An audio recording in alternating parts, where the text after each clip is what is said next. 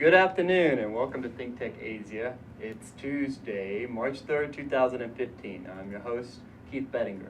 A little later on in today's program, we'll be welcoming our guest, Dr. Paula Harrell from Georgetown University in Washington, D.C. Dr. Harrell is a China-Japan historian specializing in 19th and 20th century history, as well as contemporary economic development and relations between these two countries. Dr. Harrell and I will be discussing relations between Japan and China, which generally only make the news when some sort of conflict or disagreement is afoot. But Dr. Harrell is going to tell us about some positive aspects of the bilateral relationship, as well as some possible paths for moving forward and improving the stability of the region and the overall future of East Asia. But before we begin our discussion, though, we'll have our short news summary of ongoing issues around Asia. And just as a reminder, if you have any Asia-related events to publicize, please contact me at keiththinkTech@gmail.com. You can also send me questions and comments directly via Twitter at KCCGeography. So our news summary in South Asia, police in Bangladesh arrested a suspect in the murder of Avijit Roy, a Bangladeshi-American scholar and blogger who is known for his outspoken stance on religion and religious fundamentalism. Roy was hacked to death last Friday on the streets of Bangladesh's capital, Dhaka, by two assailants wielding machetes. The suspect, Shifur Rahman Farabi, was arrested in Dhaka. Police say the 29-year-old student admitted to issuing a death threat against Roy about a year ago due to the victim's writings, but he denied having committed the murder. Last year on his Facebook page, Farabi posted that Avijit lives in America. It is not possible to kill him now, but he will be killed when he will be back in the country. Roy was known for his writings on secularism, which he conveyed through his blog, Muto Mona, which means free mind in Bangla. Roy was born in 1972 in Bangladesh. His first degree was in mechanical engineering from Bangladesh University of Engineering and Technology. He earned his master's and PhD degrees in mechanical engineering from the prestigious National University of Singapore. He later moved to Atlanta in the United States to work as an engineer and he became a U.S. citizen. A gifted and versatile scholar, Roy published 8 books and numerous articles in books and journals. He also received 2 U.S. patents for his inventions. As a public scholar, he received several awards for his blogging. Roy was leaving a book fair with his wife when he was ambushed by the assailants. His wife, Rafida Ahmad Banya, was hit in the head and is currently in critical condition at Dhaka Hospital.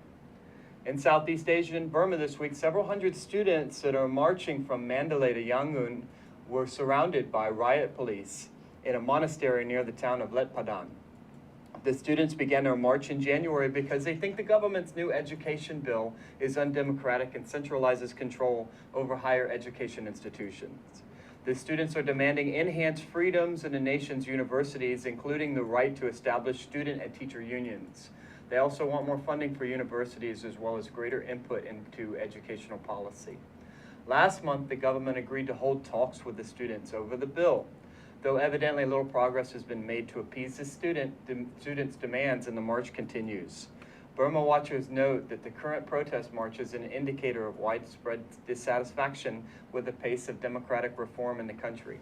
After a 2010 election widely regarded as fraudulent, the military-backed Union Solidarity and Development Party declared victory and began to implement constitutional and electoral reforms, which raised the hopes of opposition groups in Burma and their supporters internationally. However, despite the end of the junta and the involvement of the once oppressed National League for Democracy in the country's government, reforms have slowed down, and the league's leader, Nobel laureate Aung San Suu Kyi, has been barred from running in the country's upcoming presidential election. On the other hand, it's been noted that 5 years ago, the current march would not have been tolerated by the military junta. Now in East Asia, North Korea this week launched 2 short-range ballistic missiles into the Sea of Japan, according to reports from the South Korean Defense Ministry. The missiles were fired from an area near Nampa City, about 60 kilometers outside the North Korean capital, Pyongyang. The 2 missiles are said to have flown about 300 miles before falling into the sea. The Scud missiles have a range that enables them to reach any point on the Korean peninsula. Analysts say that the missiles were fired in response to the opening of an annual military drill involving tens of thousands of troops between the United States and South Korea. These types of exercises have long been a source of tension between the two neighbors on the Korean Peninsula. North Korea's state media organ has said that the drills are nothing but a smokescreen between the United States and South Korea to cover up their surprise invasion of the North. South Korea's defense ministry said that North Korea fired nearly 100 missiles and rockets during a similar exercise last year, and so there are expectations that more missiles will be fired as the joint U.S.-South Korean exercise continues. The computer-simulated segment of the joint exercise, called Key Resolve, will last for 12 days, whereas a component involving ground, air, and sea forces, called Full Eagle, will last 8 weeks. North Korea recently tested a new anti-ship missile, which it hails as a technological breakthrough. South Korea's defense minister, Kim Min-seok, told Reuters that if North Korea takes provocative actions, our military will react firmly and strongly, so North Korea will regret it in its bones. Okay, now on to our interview. Today's discussion focuses on the bilateral relationship between the People's Republic of China and Japan. The two countries, separated only by the East China Sea, have deep historical and cultural ties, with Japan having been strongly influenced by China in terms of language, architecture, culture, religion, philosophy, and law. Friction between these two countries frequently garners media attention. For example, viewers may be familiar with some of the ongoing territorial disputes between China and Japan, or China's criticism of how Japan addresses its colonial past. However, the media rarely focuses on bilateral and cooperation and coordination, which is a significant part of the relationship between the two East Asian powers. Now, today I'm pleased to be joined by Dr. Paula Harrell. Dr. Paula Harrell earned her PhD from Columbia University in New York and now works at Georgetown University in Washington, D.C. She is a China-Japan historian specializing in 19th and 20th century history and contemporary economic development. In addition to her teaching, Dr. Harrell worked for a decade as a management specialist in the World Bank's China Department on projects related to education and agriculture. Dr. Harrell is the author of Sowing the Seeds of Change, Chinese Students, Japanese Teachers from 1895 to 1905, and more recently, a book entitled Asia for the Asians, China and the Lives of Five Meiji Japanese. Dr. Harrell, thanks for joining us today. It's a pleasure to have you here, and I really appreciate you taking the time to join us at ThinkTech today. So what we're discussing today is China-Japan relations, and most people, I think when they hear about China-Japan relations, what they know about is the conflict or the points of contention between the two countries. Could you tell us a little bit about the relationship in terms of economic interdependencies and trade and cultural relationships? Yes. Before doing that, though, Sure. Let me just mention a couple of overarching things. Okay. Americans should be, and that's why your program is such a plus. Thank you. Americans should be aware of the relationship between China and Japan. That's a now, good point. bilateral relations are very, very important. These are the second and third largest economies in the world, China and Japan. They are America's biggest creditors, both countries, and Japan is our ally. We have a long-standing alliance with Japan.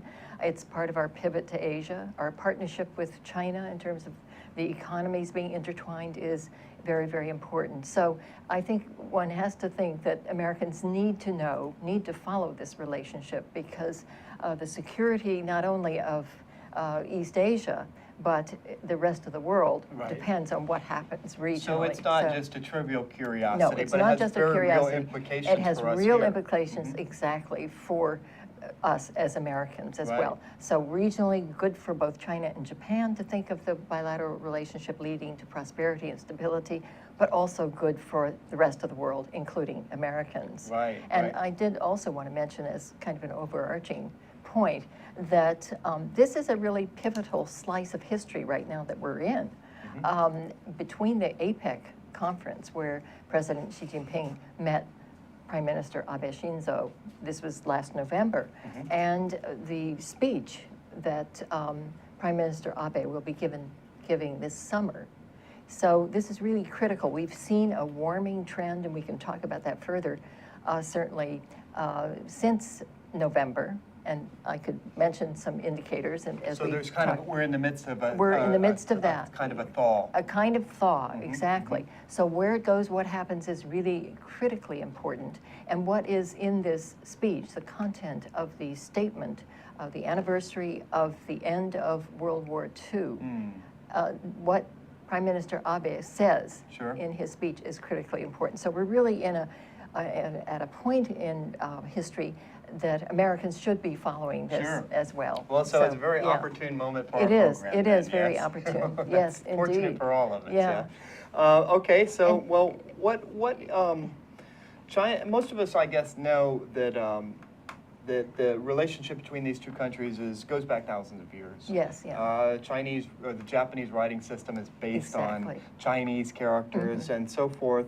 And we've got some graphics that we're going to show here about the history between Japan and China. But could you tell us, just give us a brief overview, a 3-minute overview, or the Cliff's Notes version of China-Japan relations through time? Through time. Yeah. Oh, that's a rather tall order, I would have to say. We might not get to bilateral relations now, but I think there is this. The interesting thing is, antagonistic relationship? What's interesting is that before 1870, there were 250 years of non-relations between China and Japan. And that's something that's very important to understand, I think, in dealing with history issues now. That really it is a very modern relationship. During the entire Tokugawa period, China and Japan did have some interaction, but not at the people-to-people level. They had some interaction. Chinese books would come into Japan, and there was limited dealing with Chinese at Nagasaki and some of the ports in the south. Is that because China was treated like all the other foreigners during the shogunate period? There was the idea of sakoku, of closing, but it's not truly closed country. It simply was a form of isolationism where the Japanese did know what was going on, but they preferred, for reasons of internal stability, not to have robust relationships. Sure. And so that really has colored, I think, the entire relationship since then, 1870. It is a modern relationship, and the reason for China and Japan coming together in the 1870s and 80s and so on is the West in Asia. Sure. And that's the. And it's interesting that the two countries went on in different trajectories. When in Japan, Meiji Restoration brought about the rapid industrialization of Japan and the quote-unquote modernization of Japan, whereas China was essentially colonized. At least many of the port cities were colonized or taken over by European powers. Yes, I think people would dispute the colonized part, but yes, informal imperialism is what exactly. It's called. That's a better point. Yes. And what that ultimately led to was the Japanese taking over a significant part of China. Well, it was in the era of imperialism, of colonialism, of course. Right. And to be modern and to adhere to the modern system of international law meant that you, in a sense, had an entree for that kind of expansion. A very interesting set of issues. My book, Asia for the Asians, has to do with Japanese who believed that there was room for partnership with China at the turn of the 20th century, the end of the 19th, turn of the 20th century. So in a sense, my book really looks at missed opportunities. Oh, interesting. It is very interesting. And there were Japanese advisors hired by the Chinese government to work in China to help them build the education system, and other kinds of institutions that were key. So this is really an untold story, and I would say now that China and Japan are rethinking their joint histories, certainly, and that's become so contentious. We can talk about that a little bit later too, where history fits in. But I think it's important to tell some of these untold histories, untold stories, and also new evidence, look at new evidence that comes up. Because if you simply read history backwards and look for evidence of militarism, you will find that, you can find that, because Meiji modernization included strengthening the military. But there was so much more to it. There was constitutional development. Japan was the first Asian country to have a constitution. So we don't want to put blinders That's right, on, exactly. Sure. So it is quite fascinating, but certainly in terms of even during this hiatus, this 250-year hiatus, when there were really no real contacts, books came in. So what was Chinese became Chinese-Japanese in a sense, but based on Chinese classics. And the Japanese had a great reverence, if you're just talking in overarching terms, for China and China's culture. So that is a basis for a plus in a way. And certainly the language. If you're reading Meiji Japanese, it's there are many more characters. It's a different, it's more. Well, that's very Chinese that's fascinating. That's an aspect of Chinese and Japanese history that I wasn't aware of. We'll continue there when we come back. We'll take a break first. This is my name's Keith Bettinger, and this is ThinkTech Asia. Thank you for joining us. We'll be back in a moment with Dr. Paula Harrell, and we're talking about China-Japan relations. Aloha, Yappers. This is your host, Kingsley, for the Yap Show. Every Friday, 3 p.m. to 4 p.m. Eastern Time. You can catch us here live, ThinkTech Hawaii, and then later on we upload to our YouTube channel. We talk about youth issues, policies, youth programs, and how to transition yourself into adulthood. But this was like a sign, I guess. Hey, life's like, hey, now's your chance to go back to school, which I'm doing. Catch us here again live, 3 p.m. to 4 p.m. Hawaii Standard Time. Aloha. Hi, my name is Andrew Howard. I'm an astronomer at the Institute for Astronomy at the University of Hawaii up in Manoa. I'd like to tell you about the annual open house that we're having. This year it is on April 6th, 11 to 4 p.m. It's an all ages event, kids, grown-ups, even people in between, everyone is welcome. We have a lot of really fun activities. You get to meet astronomers, look at yourself in an infrared camera, play with Legos, make robots, look at videos. You can even make some of the kids like to make comets out of gravel and snow. Even adults like to do that too. You'll be able to look at the sun with a solar camera safely. It's really a great activity. We do this every year in April, and I hope to see you this year. Thanks.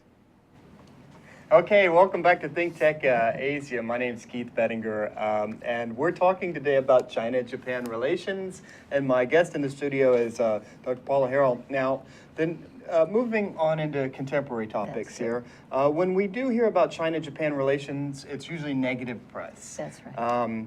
And I know that you make it a point to emphasize progressive movements in the bilateral relationship. But before we discuss those, could you tell us a little bit of background on some of the flashpoints and why they are so contentious? So, for example, in Japan, history textbooks often draw the ire of Chinese observers. And another issue that garners a lot of attention from the Chinese is the official visits if a prime minister in Japan chooses to visit the Yasukuni Shrine in Tokyo. What's at the heart of these issues, and what do they mean? Why are the Chinese so upset, or why is the Chinese government so upset over these issues? Is it just posturing, or is it something deeper? There is a deeper element to it. The Yasukuni Shrine, as you know, commemorates Japanese war dead. Beginning in 1867, the entire 2.5 million Japanese war dead are commemorated there. Included there also are some civilians, but included also at Yasukuni are the souls, so to speak, of 14 Class A war criminals convicted at the U.S.-managed Tokyo Tribunal. So when a Japanese prime minister pays his respects at the Yasukuni Shrine, it triggers or seems to symbolize either a return to militarism or an acknowledgement that Japan's past was not as bad as we think it is. In other words, it's kind of a sense of whitewashing. Now that's a Chinese perception. That's right. And you wonder why from the Japanese standpoint? Yes. Do they see it the same way? Well, I think there are a couple of issues here. One is a sovereignty issue that we will worship at our own shrines. The second thing is, of course, Prime Minister Abe has a very conservative constituency that he represents. So, and Japan is a democracy. Yes. So you have different groups believing different things. Now, it's very interesting that I think fairly recently, a very conservative group has suggested somehow moving the souls. It would have to be done in terms of Shinto beliefs, but moving the 14 Class A war criminals from Yasukuni. This has been floated for a while, but that's come back. Where would they be moved to? Well, it would be a ceremony, actually, and at some other site so that one could pay respects to those particular people elsewhere, but then continue to pay respects to the... and this is a conservative group that... A very conservative group. It's one of those groups with the trucks and the speakers that drives... Well, I'm not sure that What they are are that politically noticeable, but there are, in other words, there are solutions to this problem. Sure. But I think from the Japan standpoint, of course, you have the whole range of opinions on Japan's wartime deeds. Right. So that is expressed, and some people would prefer to keep Yasukuni, and there have been certainly Prime Minister Abe and Prime Minister Koizumi and so on have visited the shrine to pay Well, I their think respects, and they are saying we're paying respects to the war dead in a general sense. You noted, if I'm not mistaken, you gave a talk, a very interesting lecture at UH a couple of weeks ago. Yes. And you mentioned that Shinzo Abe has a personal connection there. What was that connection, or am I mistaken? Well, his grandfather, Yes. Kishi, was convicted as a war criminal. Oh, I so see. he does have that connection. He has a very conservative background. His Kishi served in the Tojo government during the war. So he has that conservative element in his thinking. So if this movement, if moving the 14, are the 14 individuals, is that the contentious issue, or is it the? It's the 14 It is. Class So A, if because they they were- if they were are moved, convicted would as you- war criminals. So Would that indeed, diffuse some of the Chinese that's- critique? That is, I wouldn't venture to say. I would think it could be a creative move. So you think that would be a positive move I forward? would think it would be something to So this is kind be of a considered. face-saving move for both sides. The Japanese aren't necessarily backing down. You could still worship at the shrine. Of course. At the same time, you're not Yes. making the Chinese look bad. But at the same time, of course, probably the easiest solution is for Prime Minister Abe not to visit Yasukuni. Sure, and that's sure. what he indeed has decided to do Oh. over the last, we haven't seen him visit. For example, he did visit the shrine in 2013, and that caused a tremendous uproar. In China. But yes, in China, but he has not chosen to do so now. The textbook issue is somewhat the same. Sure. It's a question of whether you define Japan's incursion into China as an invasion or as aggression, what terms you use. And again, the Chinese government and the Korean government feel that when these terms are changed, that perhaps it means whitewashing Japanese wartime atrocities. Sure. And that causes considerable outrage. And of course, there is the issue of the comfort women. There are a whole group of issues. The comfort women issue applies more to Koreans, but there were Chinese as well. And that, again, is a very sensitive issue. So that's, then of course we have the history issues that are very sensitive, and then you also have the territory issues. Sure. You have the Diaoyu, the Senkaku Islands issue. And again, there's a question of sovereignty and who administers the islands. There's a question of whether, in fact, there could be some joint administration of joint exploration of resources. And in fact, in 2008, there was an agreement between China and Japan, which didn't last long in its implementation, but to jointly explore some of the oil fields north of the Diaoyu Senkakus.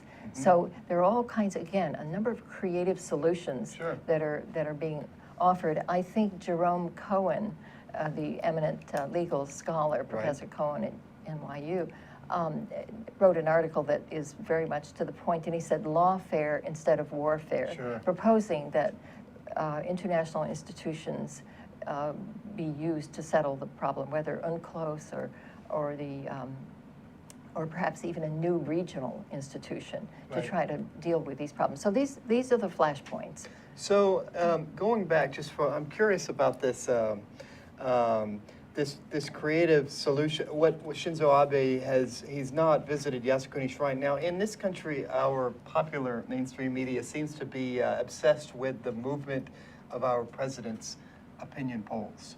So you can almost track the president's approval numbers by the minute in this That's country. true. And I'm That's true. curious as to about in Japan. Do you and these movements of the president's approval ratings are attributed to all sorts of things by pundits and commentators. In Japan, if Shinzo Abe decides or announces that he's not going to visit Yasukuni Shrine, is there a bump or is there a drop in his approval ratings? Do they track that as closely as it's tracked in the United States? I'm not aware of recent polls on that particular I see. issue, but one can say that Abe he was voted into office again in December, and he is a conservative, has conservative views. Of course, the turnout wasn't great, some people will say, but I think elections do matter also. Yeah. So this and that's decision good. it wasn't a career ender for him, in other words. It didn't bounce him out of office. To visit Yasukuni? No, to not visit. To not visit. Oh, no. I No, see. no. So the next question, I guess, you mentioned the UN Conference on Law of the Sea. I think that's what Yes. UNCLOS stands for. Yes. Yeah. And possibly moving forward by working through multilateral organizations. However, in the South China Sea and in the East China Sea, I think that it's been noted that some of the moves that China is making there are not in keeping with the UN Conference on the Law of the Sea, with multilateral treaties and kind of accepted canons of international law. So as China continues to challenge, or if they continue to challenge and push the envelope here in terms of international law, what does that mean for the possibilities of using international law as a channel to improve bilateral relations between China and Japan?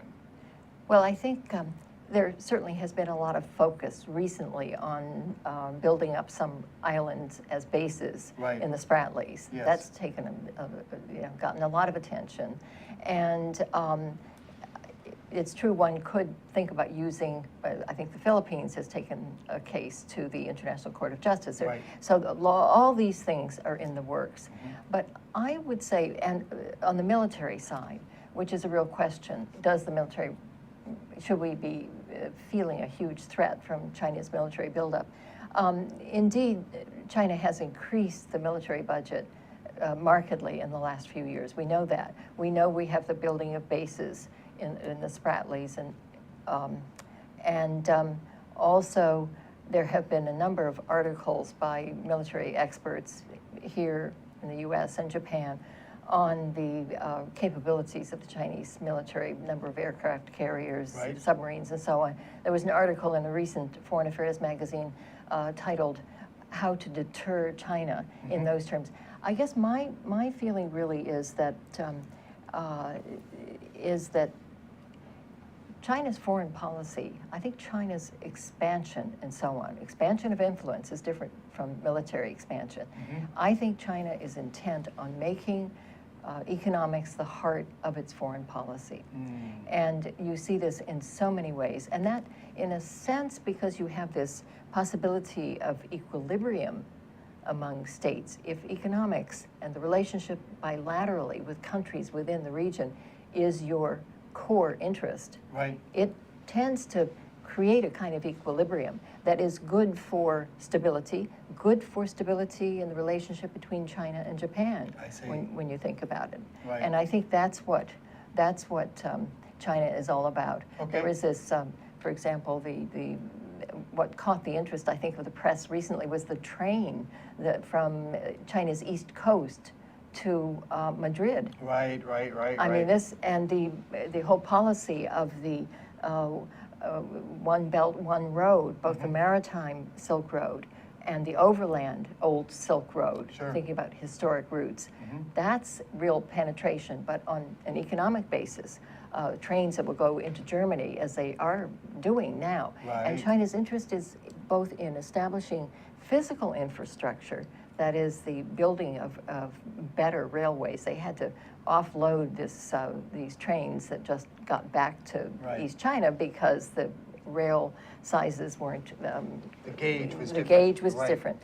But- So, pardon me for interrupting No. you. We've got to take a break, but when we come back, I'd like to pick up on this on China's international strategy, and I have a question about that. But first, we'll Fine. take a break. Thank you again for joining us here at ThinkTech Asia. My name is Keith Bettinger. We're talking about China-Japan relations, and we'll be back in just a moment. Hi, aloha. My name is Chris Leatham, and I host a show called The Economy and You. The show plays every Wednesday at noon, and on my show, I bring on guests who are interested or working in the technology space. And so I'd like you to come and watch the show and learn with me about all the sort of exciting things that we're doing in Hawaii to build and grow our economy ecosystem. So I'd like to say aloha, and I look forward to seeing you on the show. Thank you. Hi, I'm Jay Fidel. That's Ted Ralston. You know, Ted is the host of Where the Road Leads. It shows every Friday from 4 to 5 p.m. It's about technology. It's about how people collaborating and solve problems with modern technology. It's where the road leads. We all know that. We should all be listening. Join us there, 4 to 5 p.m. every Friday. Now, what about that do you agree with? All of it. I knew he'd say that. Aloha. Say aloha. Aloha. Good. Okay, welcome back to ThinkTech Asia. My name is Keith Bettinger. Today we're talking about China-Japan relations and some of the positive aspects of the relationship between these two East Asian giants. Now, my guest today is Dr. Paula Harrell, and we were just discussing kind of a more nuanced understanding of China's international strategy and the way that they interact with other countries. Now, often in the media, and actually in some academic or scholarly analyses of China's military buildup, which you just mentioned a moment ago, this is seen as a threat to the United States and a threat to China's neighbors. And it really is this realist approach to international relations where what the thinking is, and I don't necessarily agree with this, I don't think you do either, but the thinking is that if China's power increases, it's bad for everybody else. So the idea is that it's a zero-sum game. And I think what you were hinting at is that we need to develop a more sophisticated understanding of how China is going about economic development and expanding their influence. So could you talk a little bit more about that? Well, two things. One is this physical infrastructure building. In other words, whether it's a pipeline, an oil pipeline from Myanmar, or an agreement with Putin on gas and oil imports through newly built lines. That's physical infrastructure that the Chinese are very interested in working with other countries in the region and working bilaterally. The foreign minister has talked about partnerships as opposed to alliances. And of course, the U.S. and Japan and South Korea, that is an alliance relationship. So he's trying to make that kind of distinction. So I guess what I'm saying is that, yes, military power is there, but China's vision, the Chinese dream, includes a strong military. It's the Fuguo Changbing, the old Fukoku Kyohei, but in a sense, but a wealthy country, strong military. But I believe the wealthy country aspect is very prominent in China's foreign policy.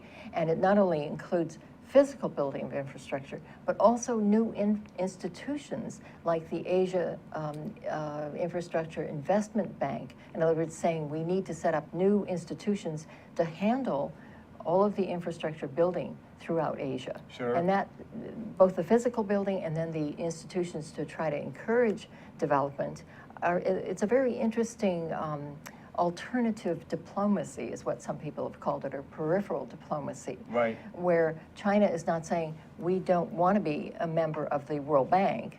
We want our membership there, but we also think there is room for new institutions to develop the rest of Asia. And I think that is at the heart of China's foreign policy thinking, with obviously a lot of money is now going into the military budget and attempting to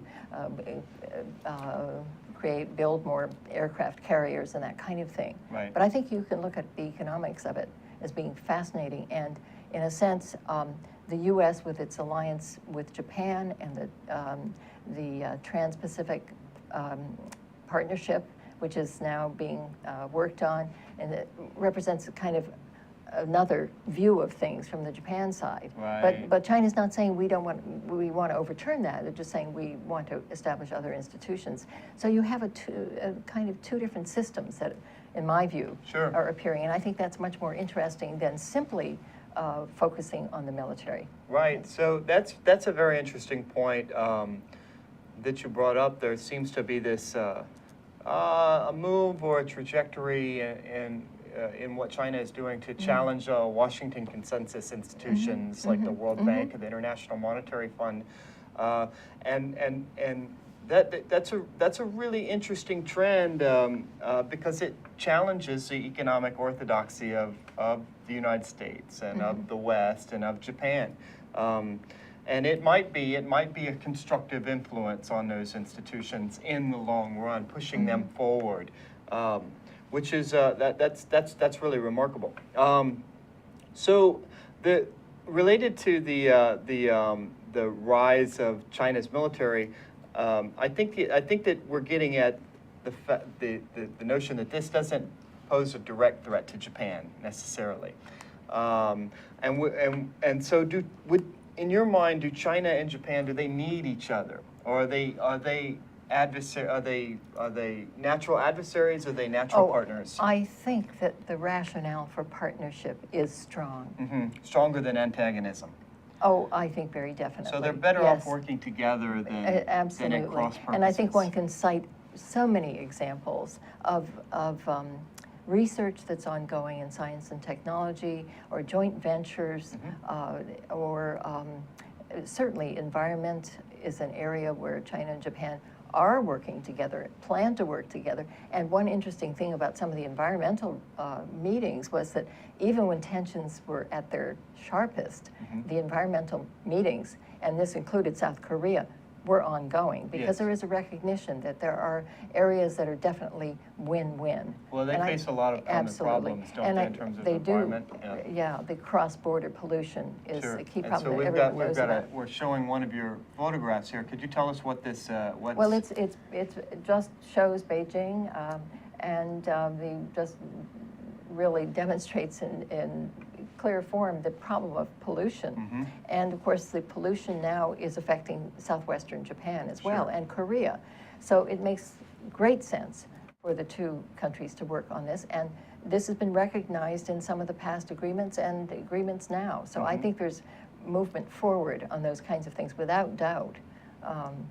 So you mentioned also joint ventures. Could you give us an example of economic integration between the two countries? Yes, if you're talking about economic interdependency, I think, sure, joint ventures, for example, the Dongfeng, the joint venture with Nissan, and that has been ongoing for quite a while to produce SUVs. And it's something that, I think that people generally aren't focusing on. There are a lot of joint ventures that are ongoing. This is a Chinese automobile.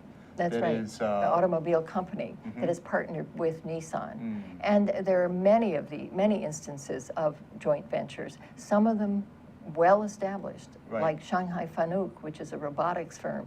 There are many that are already well established. The other aspect of this that I think is so interesting is the supply chain, the global supply chain, the parts that migrate, in a sense, among the countries in the region.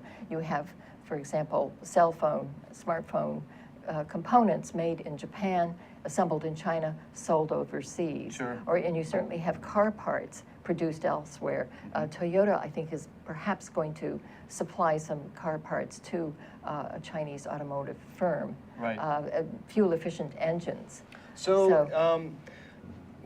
Now that's another interesting point. If we think about the complementarity of the economies, starting in the after the World War II, the 1950s and 1960s, the secondary sector became extremely important. The manufacturing sector became extremely important in Japan, and that's what's responsible for the Japanese miracle, the 1970s and the 1980s. And in the 1980s, manufacturing, the tertiary sector started to really come into its own in Japan. But also in China with Deng Xiaoping and his economic reforms on into the 80s, but especially in the 1990s and the 2000s, the secondary sector in China really exploded. And so that sector continues to grow every day. Every year, exports are increasing in China.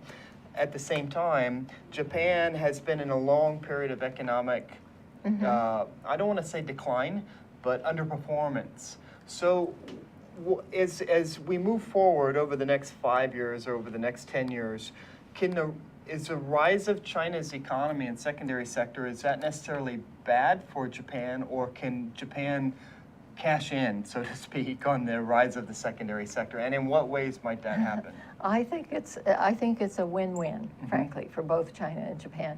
And I think the reason that you have the leaders getting together at APEC and coming out with a statement of 4 principles is the recognition on the part of constituencies in both China and Japan that business is a win-win proposition. So what is it that you mentioned a statement of 4 principles? Can you tell us a little bit about that? Well, it really has to do with trying to recognize that there is an important strategic relationship between China and Japan. Right. And it does deal with the history issue, trying to face history squarely, right, and look forward to the future. And this is something I think that's going to be talked about and looked over when Prime Minister Abe makes his speech this coming summer on the statement, war statement. So it's that kind of thing, and trying to think about the islands dispute, right, but not necessarily agree to disagree, as some people have said. It's really agree to disagree that the origin of the tensions, about the origin of the tensions in the first instance, but still bringing that to the fore and saying there is something we can discuss here. Right. And then finally talking about dialogue, trying to build political trust, that kind of thing. But really the beneficial aspects of the common strategic interests, I think, is the phrase that comes out of it. And in this sense, the statement of 4 principles harks back to the statement in 2008, very definitely. And interestingly enough, that was between Hu Jintao and then Prime Minister Fukuda Yasuo. right. And that was a very, very important statement that was much fuller in its description of where China and Japan needed to go. I see. So I think getting back to that statement, and actually we're talking about 2008, we're not talking about ancient history or the Tokugawa right. period.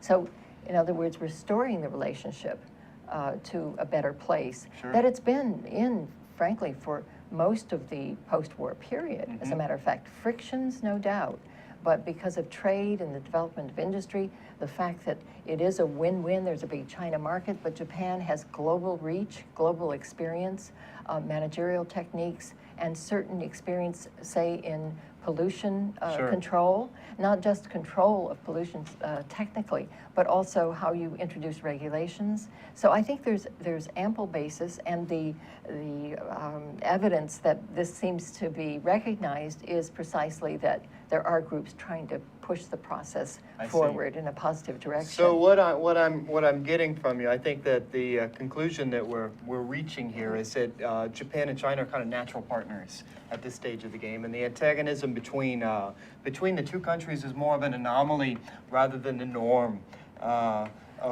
since the post-war period, and sometimes the post-World War II period. We seem to forget that because of the nature of our information and the media. The media thrives on conflict. On conflict. And like that. Well, that was a really illuminating conversation. Thank you very much for joining us. Thank you. I certainly learned a lot about the relationship between China and Japan, and I'm sure that our viewers did too. So I want to thank you, Dr. Harrell, for joining us today. Well, thank you very much. So that's it for ThinkTech Asia for this week. Thank you for joining us. Yeah, I think we've all learned a lot. And I want to express a special mahalo to my guest, Dr. Paula Harrell, for taking the time to be here today. I also want to express my appreciation to Jay Fidel, Zuri, and Sachko for making this show possible. We hope that you'll join us again next week at 4 p.m. on Tuesday for ThinkTech Asia. Mahalo, aloha, and ahui ho.